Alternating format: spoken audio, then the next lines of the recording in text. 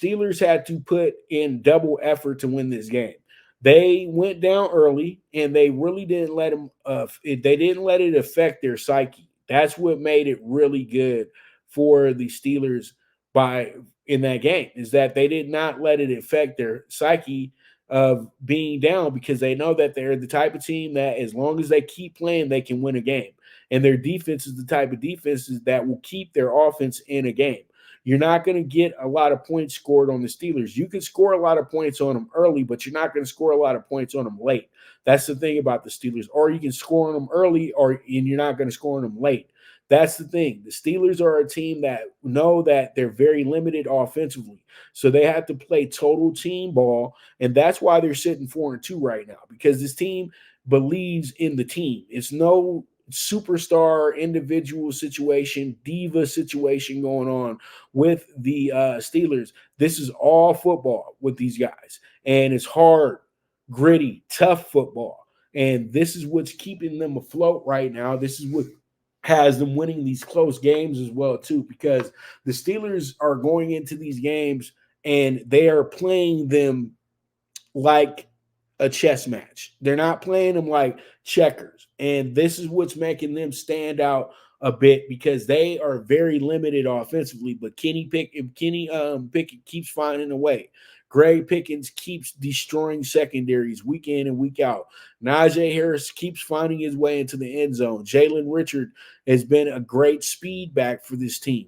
And they've done all this without their starting tight end as well, too. But the biggest star of the Steelers is T.J. Watt. It's that simple. And T.J. Watt makes this whole defense go. And guys play clued in, keyed in, and they're playing some really, really great football at this point. And this is a very, very fun situation if you're a Steelers fan, because your team has shown that they're not ready to be last place. They're not here to be a pushover. This is the Pittsburgh Steelers. We've built a tradition here of being a quality blue-collar unit, and we're not going to get away from that. We already missed the playoffs last year. We don't plan on missing it this year. That's the mentality that they have right now. Even though they play in the toughest division in all of football, they have the mentality that they're going to make the playoffs this year, and they have to play games like their playoff game situations, and that's what they've set themselves up in these wins that they've had this year. Because when you look at their wins, have they blown anybody out in those wins? I'll wait. No, they have not. They've had to really fight, scratch, and claw to win those games. And pretty much now they're in position to go ahead and put themselves right back at the top of the North in the coming weeks if, things work out for them. So it's just a very, very interesting situation going on in Pittsburgh. Now with the Rams yesterday, once again, Rams are just a soft team, man. It's that simple. And the Rams being so soft and so finesse, it was always a bad matchup for them against the Steelers, because the Steelers are going to be physical, they're going to be tough, and they're going to play this game until the final play. They're not going to quit. And I feel like the Rams got real comfortable early, and then they got confused. And once that happens with the Rams, they're not going to win the game. It just, I think as usual, McVay was overthinking this thing. Matt Stafford is old, so when he's playing against one of the better defenses in the league, he'll have some issues. 14 of 29 yesterday, 231 yards, and he threw a touchdown, threw a pick, was sacked twice. He got some help from the run game yesterday. They got him 127 yards and a touchdown from Freeman and Henderson Jr. And then Nakua had a good game, 8 catches on 154 yards. But Cooper Kupp, 2 catches, 29 yards. You got to be better than that.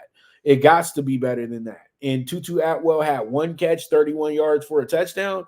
So he wasn't able to spread the ball around the way that he likes to. And you know what? They still got more first downs than the Steelers, but they wanted to get more. They had to get more points than the Steelers. They were very efficient on third down. They went 9 for 16.